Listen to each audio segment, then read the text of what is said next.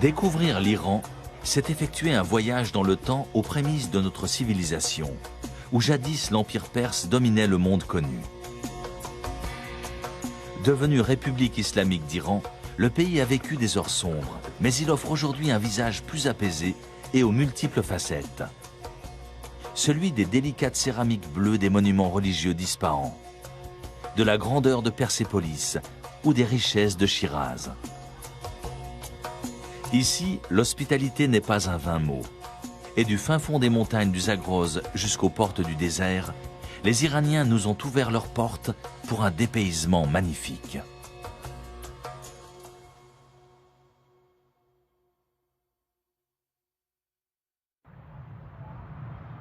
Téhéran, la capitale, est devenue en quelques années une mégalopole de 8 millions d'habitants. Contrairement aux autres grandes villes d'Iran, c'est une ville récente où l'histoire n'a laissé qu'une empreinte relative. La tour Azadi est un des symboles de Téhéran. Elle date de 1971, mesure 45 mètres de haut et elle est recouverte de 25 000 plaques de marbre blanc d'Ispahan.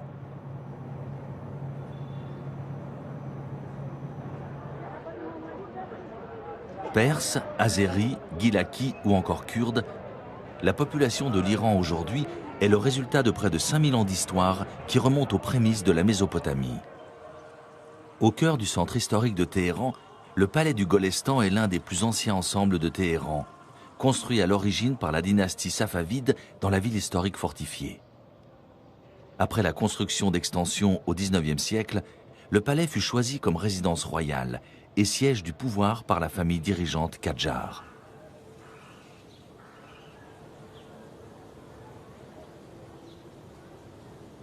Le Golestan incarne à l'époque un nouveau style, combinant les arts et l'artisanat persan traditionnel, avec des éléments de l'architecture et de la technologie européenne du XVIIIe siècle. Le Talar et Salam était le salon de bienvenue, avant d'avoir été la salle du trône. Des sculptures d'une grande finesse accompagnent un travail d'orfèvre autour de pierres précieuses.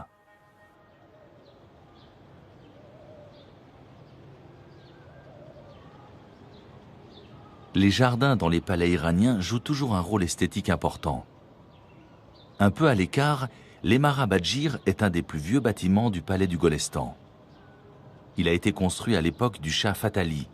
Il a connu plusieurs modifications pour ensuite être surtout utilisé l'été en raison d'une ventilation intelligente et efficace.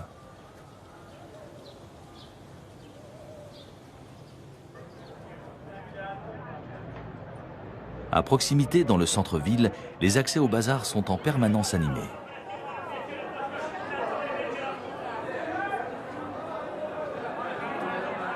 Le bazar est un acteur central du commerce en Iran.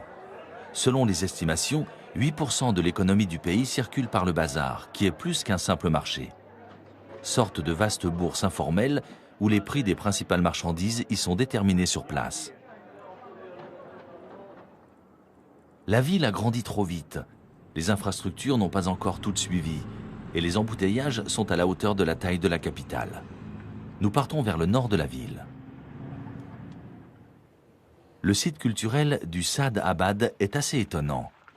Il met en valeur plusieurs résidences royales d'été qui étaient fréquentées sous le règne des Pahlavis.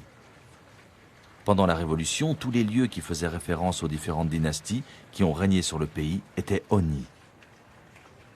Aujourd'hui, comme Téhéran est une ville jeune, ces bâtiments comme le Palais Vert sont quasiment les seuls patrimoines historiques existants. Ils ont donc été mis en valeur et sont largement visités par une population curieuse de l'opulence de ces résidences. Le palais Mela a surtout été occupé par le Shah Mohammed Reza et la reine Farah.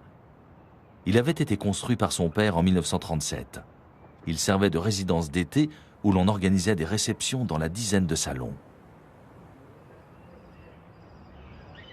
Plus bas dans la ville, le palais Niavaran est la résidence où le dernier Shah a passé plus de 10 ans de son règne. Un style très années 60, mais fonctionnel, avec des tapis magnifiques qui étaient associés à des meubles de style européen, sans pour autant négliger une influence napoléonienne manifeste.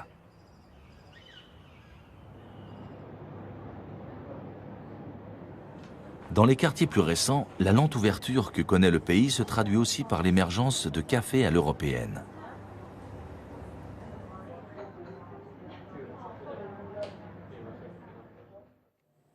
Téhéran est à une altitude moyenne de 1200 mètres. La ville est entourée de montagnes, et c'est en hiver que l'on perçoit le mieux cette évidence. Une des destinations privilégiées des habitants, c'est le mont Toshal, qui est desservi par un long télécabine qui part du pied de la capitale.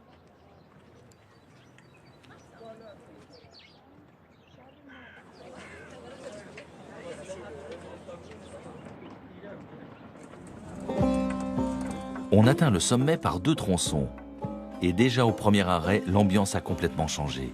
La neige et le froid sont bien présents.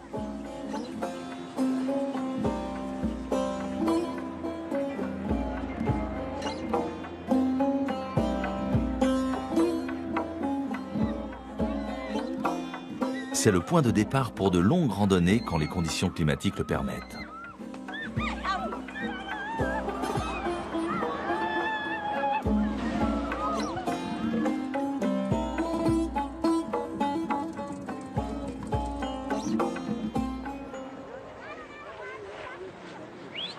Le sommet du mont Toshal est à 3964 mètres d'altitude. La ville a laissé la place à une petite station de ski. Plusieurs télésièges permettent de profiter des pentes et de la neige. L'ambiance n'a rien à envier à d'autres stations de ski à travers le monde. Derrière le Toshal, plus au nord, la chaîne de l'Arbose s'étend à travers de magnifiques vallées. Au loin se dessine le mont Damavand, avec son cône quasi parfait qui culmine à 5671 mètres, un des symboles de l'Iran.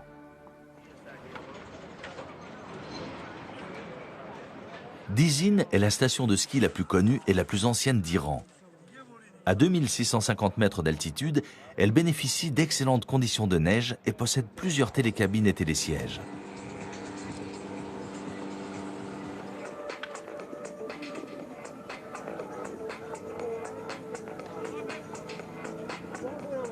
On y vient de Téhéran pour la journée. Pendant le week-end, les pentes et la station sont souvent très fréquentées.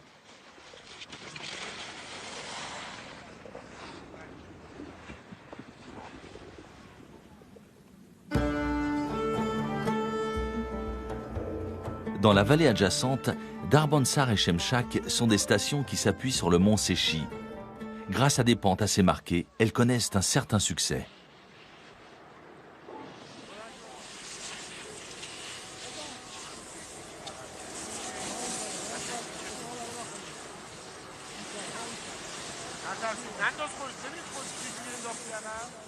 Là encore, on retrouve l'ambiance de petites stations de ski bien éloignées des préoccupations de la capitale, qui n'est qu'à 2 heures de route environ.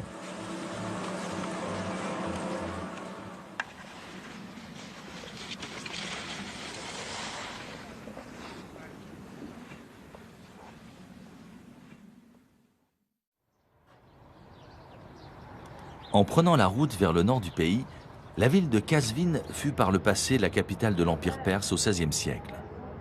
Aujourd'hui plus connu pour ses experts en calligraphie, on y vient aussi en pèlerinage pour prier sur la tombe du fils d'un imam, l'imam Zadeh Hussein, très important chez les chiites. Le mausolée a été construit au XIVe siècle, reconstruit plus tard sous les Safavides et complété au XIXe siècle par un grand portail Qadjar décoré de céramique.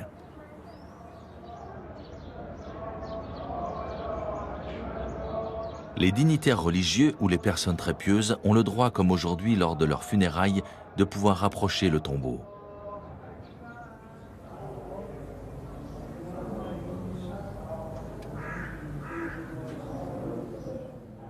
Le cénotaphe se trouve sous la coupole, au centre d'une pièce décorée d'une mosaïque de miroirs.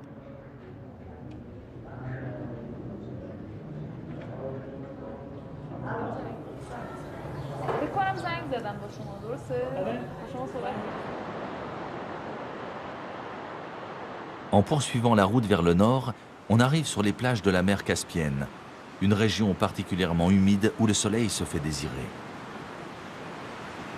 La pêche a été régulée par les autorités. Pour ce mois de mai, c'est déjà terminé pour plusieurs semaines. La saison balnéaire n'a pas encore commencé. Autour du port d'Anzali, qui est le plus important de la côte nord, l'activité est soutenue.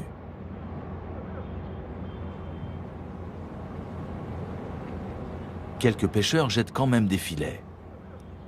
À la grande époque, Anzali était aussi un lieu de production important de caviar. La visite du port en canot à moteur reste une attraction.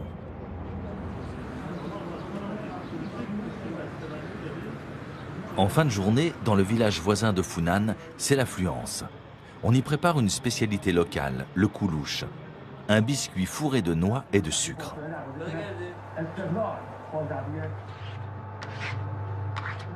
La pâte est d'abord longuement pétrie.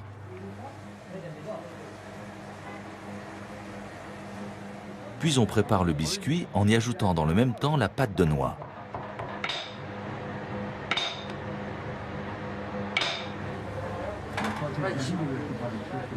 Avant de l'enfourner pour quelques minutes, on y imprime une décoration en relief.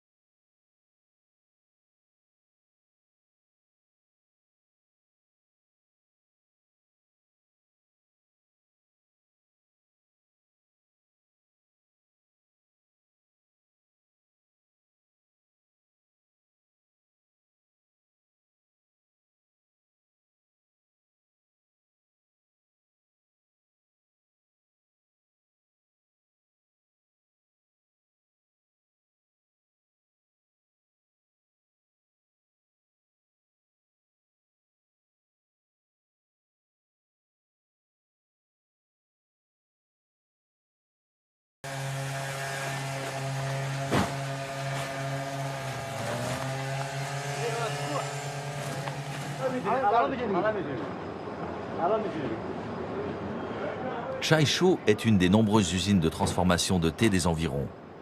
Les cueillettes du jour sont acheminées à l'étage où elles vont sécher. On boit beaucoup de thé en Iran, mais les récoltes de toute cette région couvrent à peine la demande locale. Le reste du pays importe du thé qui vient d'Inde ou du Sri Lanka. Habib Askari, le manager, n'a pas besoin de rechercher des débouchés pour son thé. Il se vend facilement. En Iran, en général, pour démarrer la journée, on commence par une tasse de thé. C'est une tradition. Et ici, dans le nord de l'Iran, on ne produit du thé que pour les gens de notre région.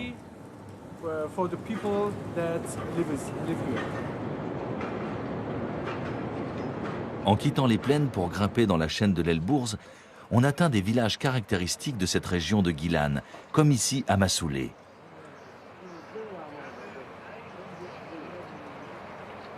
Situé à 1000 mètres d'altitude, l'architecture de Massoulé est unique. Les bâtiments ont été construits à flanc de montagne et sont reliés entre eux. Les cours et les toits servent d'espace piéton de la même façon que les rues, puisque le toit d'une maison sert de cour à la maison qui est située au-dessous.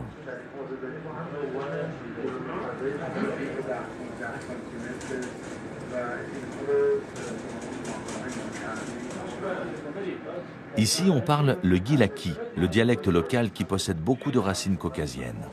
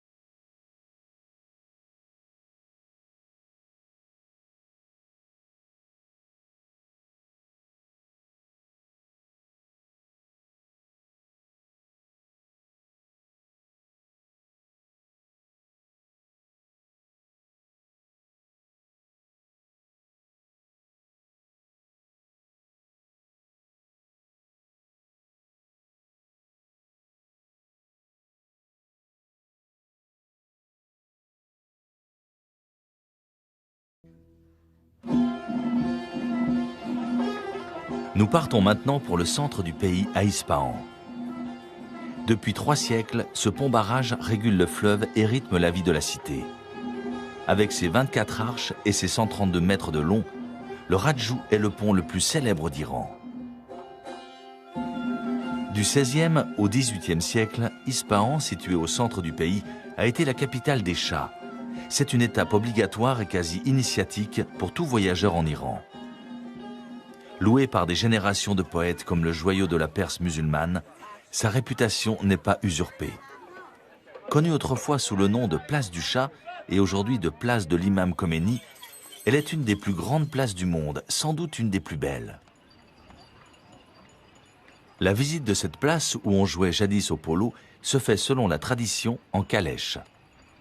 Elle est entourée de splendeurs architecturales, comme le palais d'Ali Kapou, ou encore comme la mosquée du Shah,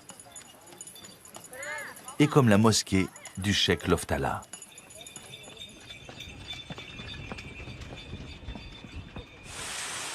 Elle a été achevée en 1619 après 16 ans de travaux. Construite de manière inhabituelle, sans minaret, sans cour intérieure, elle était réservée à un usage privé de la famille royale.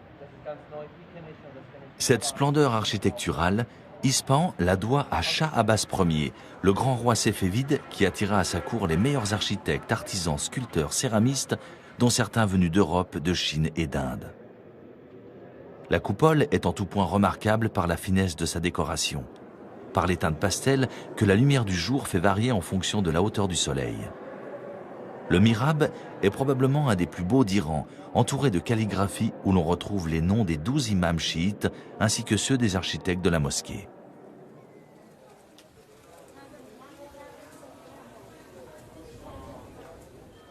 À Ispahan, même l'accès au bazar se fait par une porte couverte de fresques magnifiques. À l'abri de la chaleur dans des allées voûtées, le bazar est un des plus recherchés d'Iran. Des centaines d'échoppes y rivalisent pour vendre des épices, des bijoux ou encore des tapis. Chaque allée a sa spécialité et son atmosphère.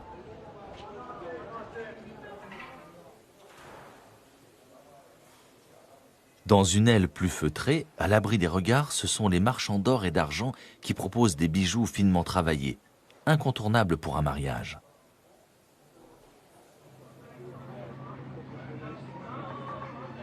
Attenant au bazar, le salon de thé Azadeghan est sans doute un des lieux les plus atypiques d'Ispahan.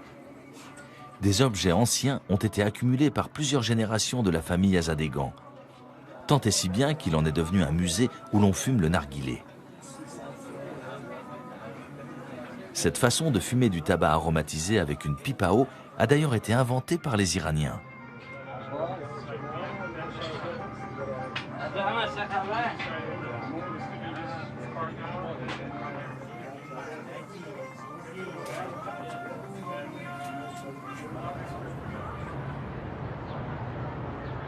Le Siosépol est un des autres ponts remarquables d'Ispahan. Avec 33 arches et une circulation à double niveau, avant la conquête arabe, il séparait la ville iranienne de la ville arménienne.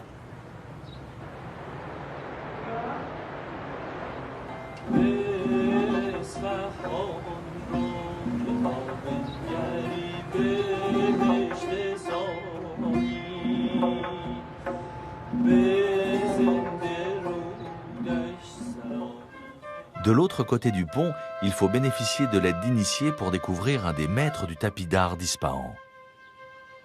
Akbar Madihi, depuis son plus jeune âge, a fréquenté les maîtres du tapis de la ville pour affirmer son style autour des fleurs qu'il traite avec réalisme et audace, sur des cartons qu'il peint lui-même et qui serviront de guide pour le tissage.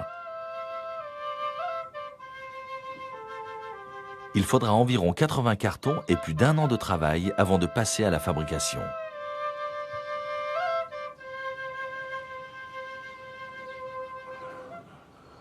Dans un des nombreux ateliers dont il dispose, Amir, un des fils d'Akbar, supervise la fabrication d'un tapis de 25 mètres carrés.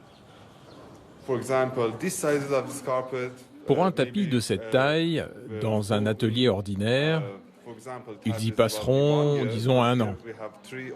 Nous, ici, cela peut prendre 3 à 4 ans, et ce, tous les jours, avec des équipes de 10 personnes. C'est un travail très difficile. On doit avoir une foi inébranlable pour réaliser un tel projet. Porté par un amour de notre art, c'est la seule solution pour en venir à bout.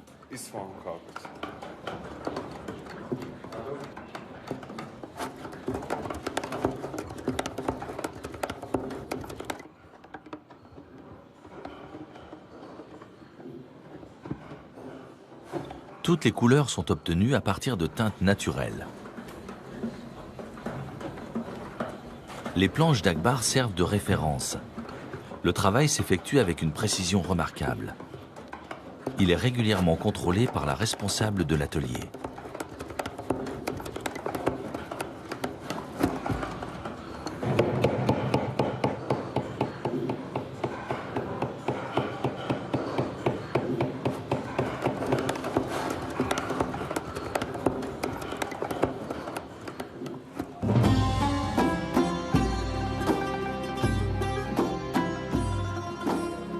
Le résultat est à la hauteur des efforts fournis.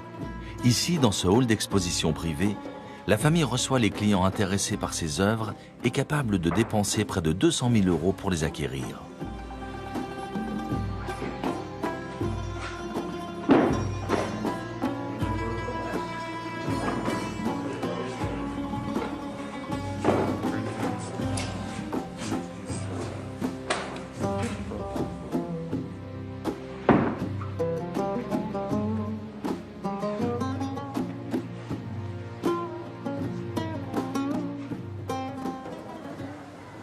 Nous sommes de retour sur la place Naguejahan, où la mosquée de Jahame Abbasi est un des chefs-d'œuvre de l'architecture perse. L'entrée donne déjà le ton avec 7 nuances de bleu que l'on retrouve dans les mosaïques et la calligraphie. Au-dessus de l'arche en marbre, chaque espace, chaque niche sont travaillés de manière complexe. Toutes ont leur propre décoration.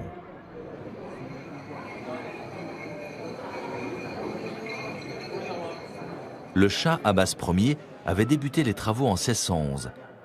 Ce n'est que vers la fin de son règne en 1629 qu'il a pu commencer à profiter de son spectaculaire projet. La coupole, haute de 36 mètres, est d'une richesse dans sa décoration tout à fait exceptionnelle. Aujourd'hui, la mosquée sert en particulier pour la prière du vendredi, ce qui explique que la cour principale soit encombrée d'échafaudages visant à protéger les fidèles du soleil.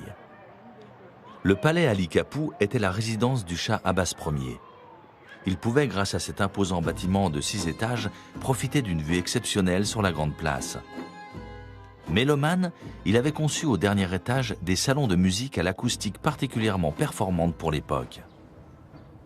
Plus récent, le palais de Cheikh El Satoun servait sous le règne de Shah Abbas II comme pavillon de détente et de réception. Les pièces d'apparat sont recouvertes de fresques vantant le courage des souverains perses, comme celle qui dépeint la victoire de Nadir Shah sur les Moghols.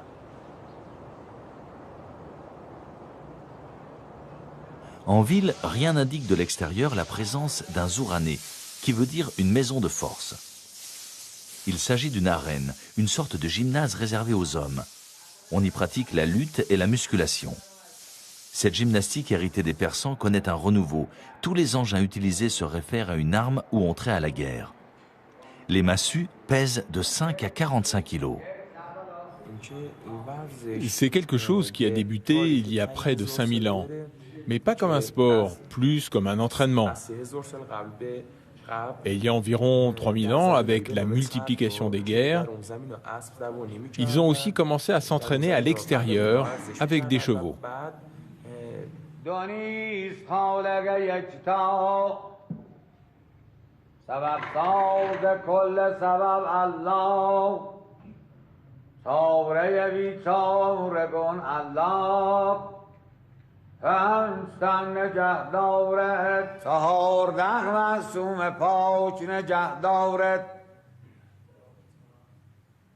نیمه کلام الله مزید دخیل دخیل.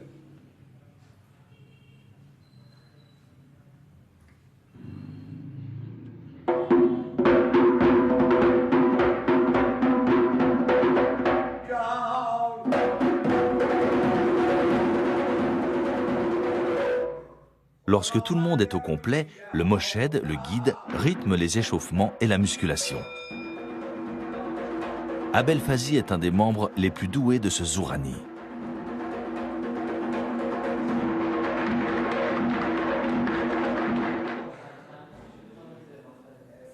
Dans un autre registre, le musée de la musique qui vient d'ouvrir est le résultat d'un travail de fourmi réalisé par des passionnés.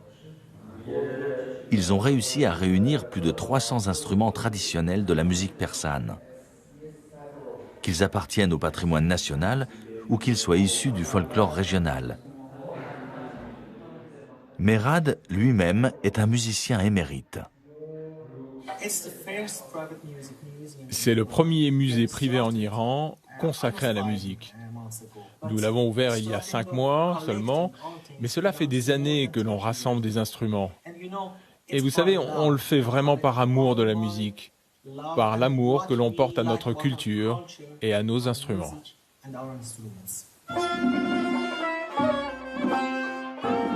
Merad réunit souvent autour de lui des musiciens considérés comme des maîtres dans leur spécialité.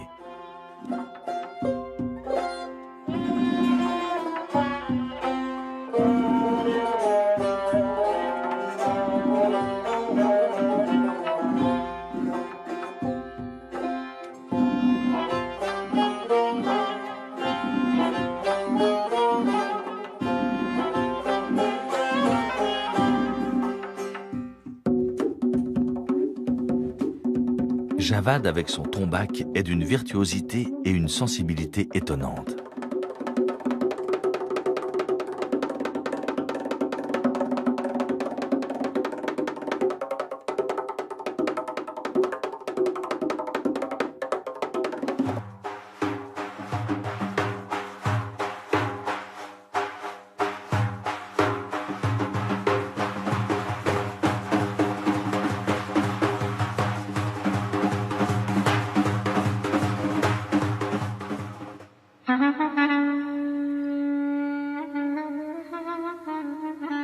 À l'est d'Ispahan, les montagnes du Zagros forment une des principales chaînes de montagnes du pays.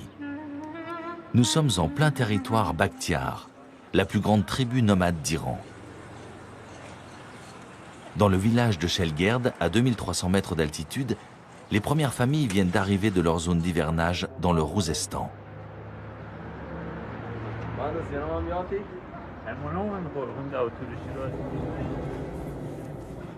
Le boulanger doit augmenter sa production.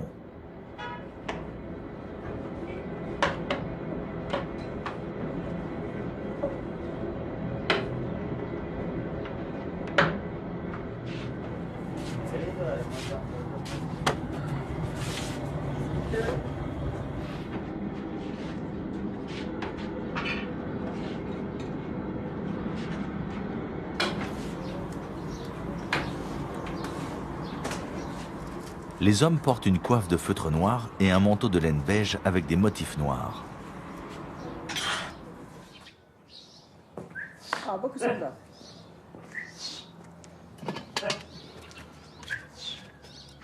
Dans la famille de Fariborz, on prépare un hop-torchi, une spécialité à base de fruits secs.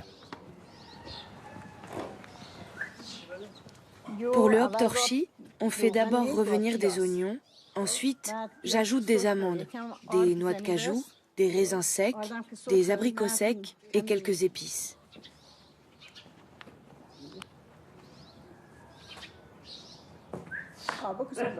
Dès que la température devient agréable, les familles vivent dehors après des mois d'hiver particulièrement rigoureux.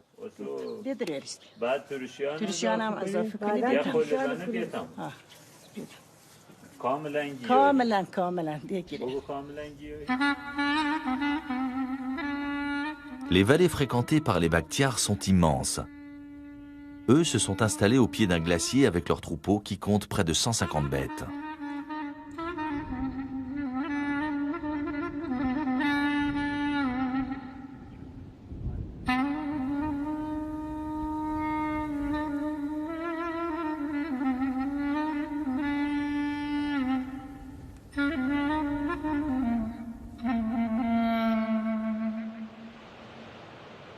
L'hiver, tout est recouvert d'épaisses couches de neige qui, en ce mois de mai, viennent à peine de fondre. C'est ici que la Kourang, une des plus grosses rivières de la région, vient prendre sa source.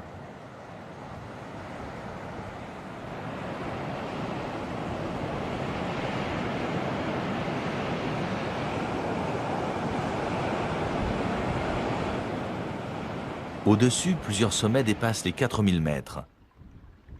Les dernières grosses coulées d'avalanche peinent encore à fondre. Plus bas dans la vallée, à proximité de Shelgerd, une famille achève son périple de plusieurs centaines de kilomètres au pas de charge. Ils ont bientôt atteint leur point d'estivage. Tous leurs biens sont sur les chevaux et les mules.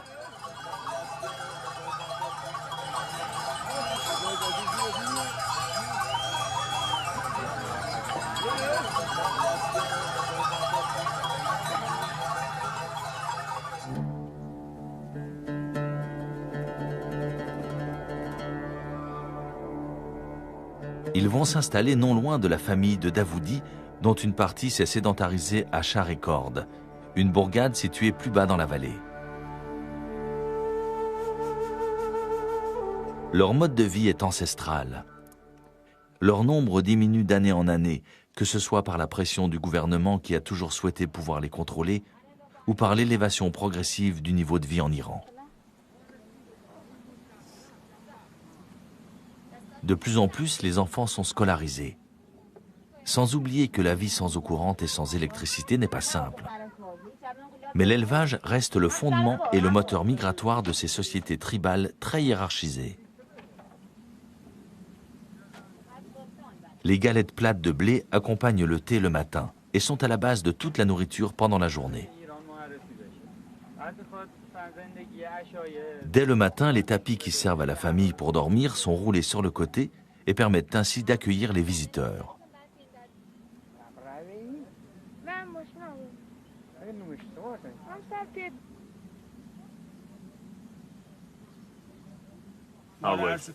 Nous habitons dans ces tentes traditionnelles. Nous n'habitons pas dans des villages, mais dans ces tentes.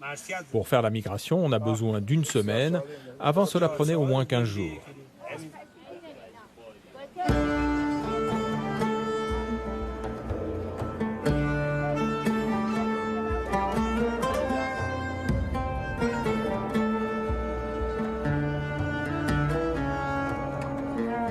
Ce sont surtout les grands-parents qui sont attachés à ce mode de vie en pleine nature.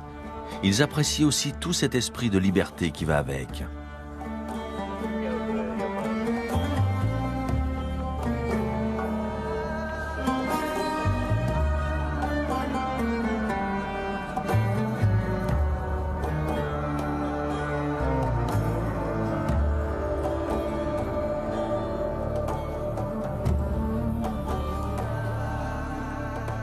Dans ces vallées, tout autour du Zardaku, qui culmine à 4500 mètres, les troupeaux trouvent à profusion de quoi se nourrir et de l'eau. Beaucoup d'eau issue de la fonte des neiges, qui ont inspiré les pionniers des barrages hydroélectriques en Iran, comme celui-ci, qui a été construit il y a 60 ans.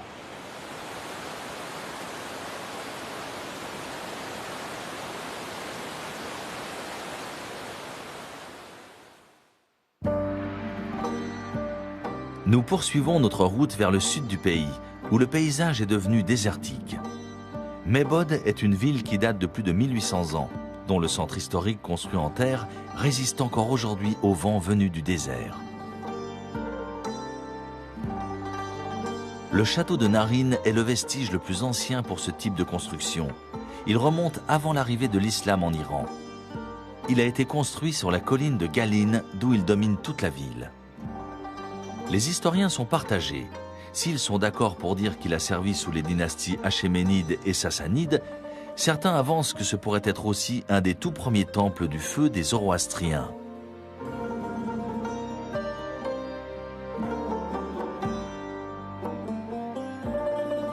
Tout autour, on retrouve des vestiges d'habitations en terre qui sont progressivement abandonnés par les habitants pour rejoindre des bâtiments plus modernes.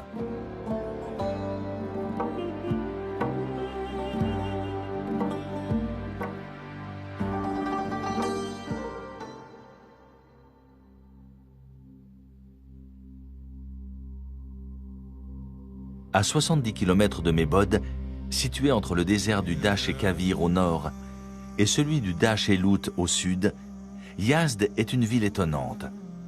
Selon l'UNESCO, il s'agirait de l'une des plus anciennes villes du monde après Our en Mésopotamie. Yazd était connue 3000 ans avant Jésus-Christ sous le nom de Yazatis. Avec des minarets hauts de près de 50 mètres, la mosquée de Jamé possède une des entrées les plus imposantes d'Iran. Elle aurait été construite au XVe siècle sur les vestiges d'une mosquée datant du XIIe siècle, qui elle-même remplaçait un ancien temple du feu. Elle est un des plus beaux exemples du style Azari. Les mosaïques sont finement travaillées. On y retrouve plusieurs thèmes floraux qui sont censés montrer à quoi ressemble le paradis.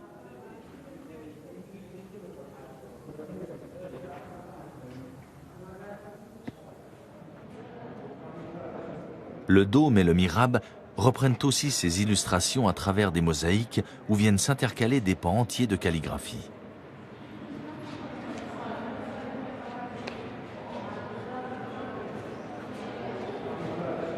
La mosquée est toujours en activité. Elle est considérée comme la grande mosquée de Yazd.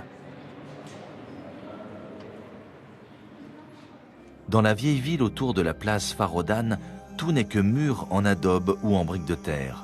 Les toits sont hérissés de dizaines de cheminées d'aération, les bagdirs, qui captent les vents et les moindres souffles d'air, climatisant ainsi naturellement les pièces des maisons. Comme dans la maison Laria, construite au XIIIe siècle, cette demeure appartenait à de riches marchands.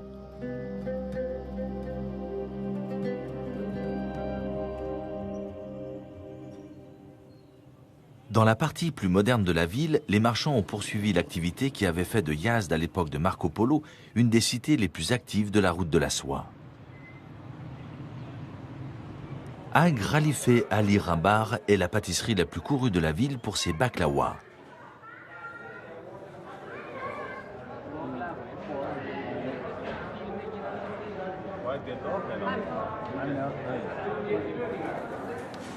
C'est en allant dans les cuisines que l'on peut percer les secrets de ces baklawas qui sont bien plus sucrés que dans le Moyen-Orient.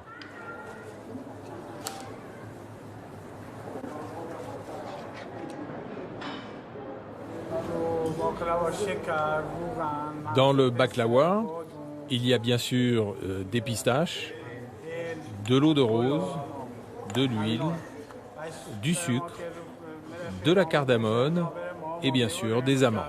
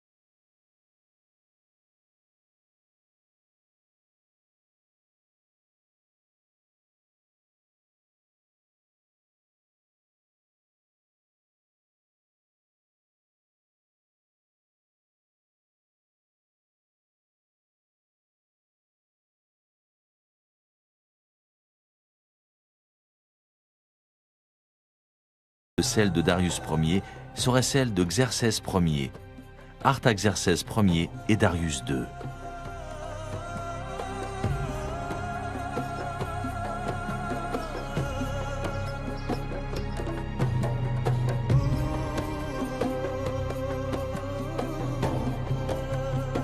Darius ne repose qu'à quelques kilomètres de son chef-d'œuvre Persépolis. Elle s'appelait Parsa à l'origine. En 515 avant Jésus-Christ, son fondateur Darius Ier accomplit des prodiges pour l'édifier.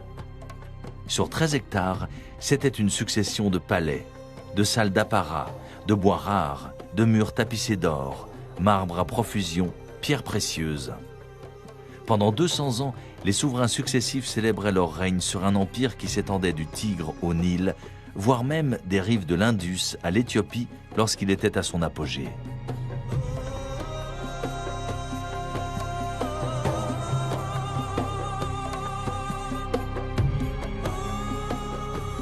Darius y avait accumulé tant de richesses que lorsqu'Alexandre le Grand s'empara de la ville en 330, il fallut 10 000 mulets et 500 chameaux pour tout emporter. Après quoi, Persépolis fut livrée aux flammes.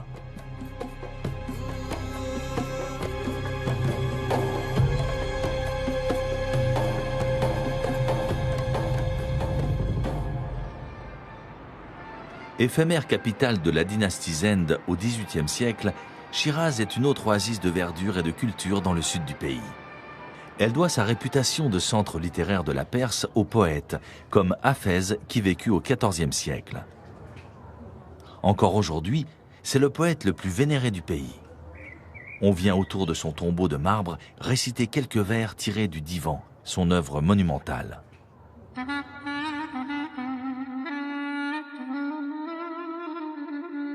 Plus bas dans le centre-ville, la mosquée Nasir ol-Molk ressemble au premier abord à un lieu de culte assez traditionnel. Mais elle cache un magnifique secret haut en couleur.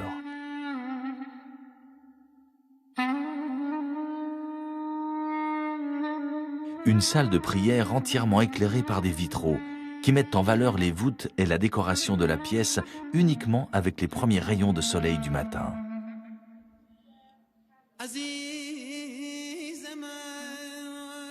Cette mosquée chiite a été construite à la fin du XIXe siècle. Elle a été surnommée la mosquée rose par la dominante de couleur de ses décorations intérieures. Sur de nombreux piliers, un œil exercé pourra distinguer dans la pierre des chevilles en bois. Il s'agit dans cette importante zone sismique d'amortir au mieux les conséquences d'un tremblement de terre. Les thèmes floraux font souvent référence à des artistes européens. On y découvre même des églises. Dans la pensée persane, le jardin représente le paradis sur terre. Celui d'Éram en est l'exemple le plus fréquenté. Des bassins et des bosquets de roses et d'églantines débouchent sur un palais Kadjar du XXe siècle avec une façade luxueuse, ornée de calligraphie et relevée par des animaux sauvages peints.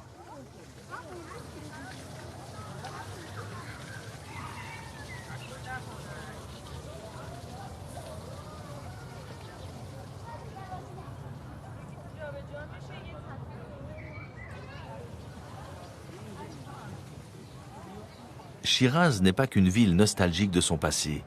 De magnifiques propriétés ont pris le relais des anciennes demeures des marchands.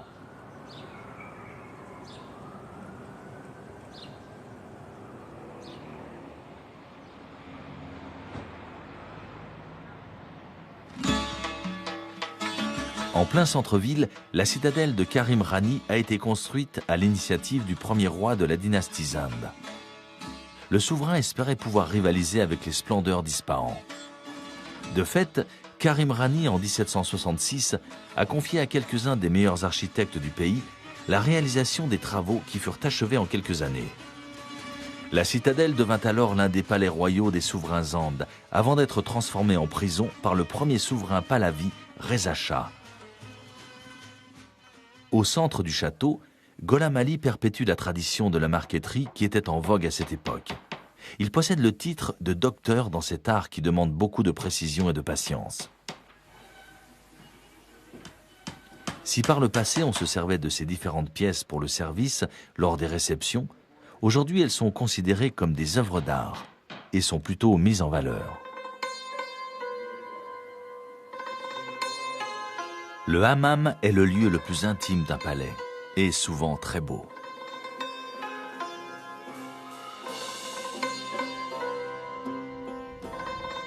Dans la vieille ville, les ondulations des toits indiquent que nous sommes au bazar.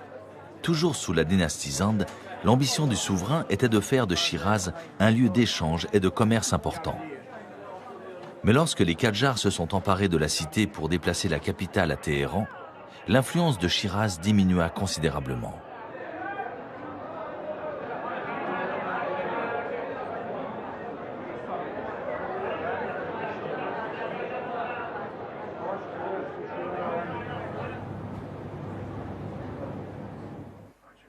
C'est en léger retrait du bazar que l'on trouve dans des échoppes minuscules des artisans qui travaillent aussi bien les bijoux, l'or ou l'argent et qui alimentent ainsi une activité encore florissante.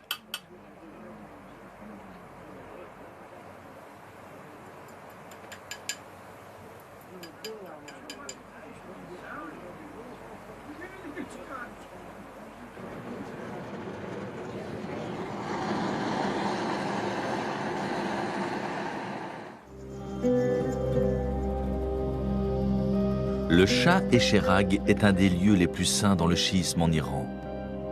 C'est à la fois un mausolée et une mosquée immense. C'est là que repose Mir Ahmad, un des frères de l'imam Reza tué pendant le califat abbasside dans une guerre de religion.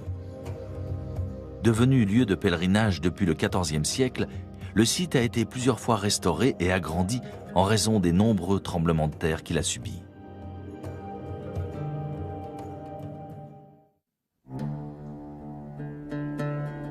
Alors qu'il fait 37 degrés à Shiraz, les derniers névés sur le Ronji fondent lentement à 3700 mètres d'altitude.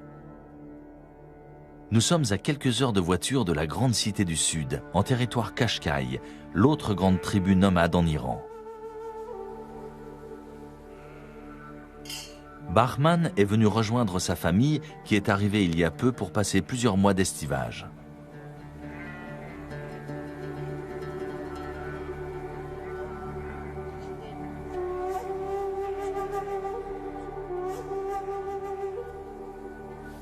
Ma tribu, ce sont les Qashqai. Ma famille vit 6 mois de l'année en hivernage et 6 mois de l'année en estivage. Ils ont à chaque fois un trajet de 700 km qu'ils effectuent à pied. Nous parlons le turc entre nous et nous vivons ici au pied de la montagne qui s'appelle le Rougier. Il y a à peu près 125 familles dans ce secteur et ma famille possède environ 200 chèvres et moutons. Il faut savoir que chez les nomades, les chevaux et les fusils sont des attributs très importants. Au fur et à mesure que la chaleur va s'installer, les hommes mèneront le troupeau de plus en plus haut où les réserves semblent inépuisables. Son père ne se lasse pas de raconter aux visiteurs son long périple épuisant à franchir des cols et de longues vallées à un rythme soutenu. Pour fêter leur installation, il a demandé à son fils d'aller prélever une chèvre pour le déjeuner.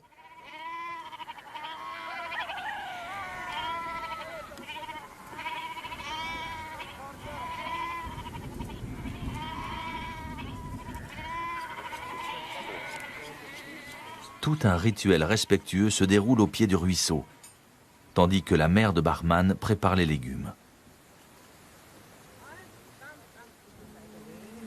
Ils parlent turc entre eux et leur chant possède aussi des sonorités inhabituelles dans le sud de l'Iran.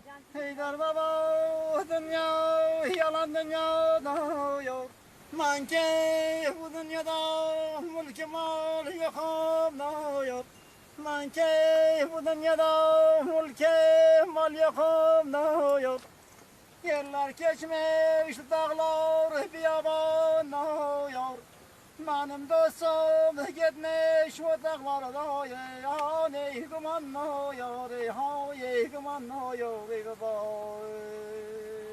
Dinin aney boynuna men neduna yo khud me hale hayna hayna hale hayna me hale hayna hayna hale hayna me hale hayna hayna hale hayna hayna hay hay hay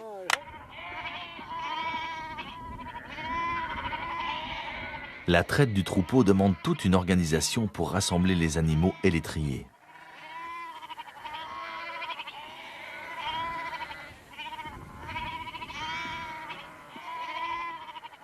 Alors seulement tout le clan va pouvoir déjeuner et profiter d'un peu de repos. C'est du sud de l'Iran que nous achevons ce périple, dans un pays qui possède encore bien des richesses à nous dévoiler.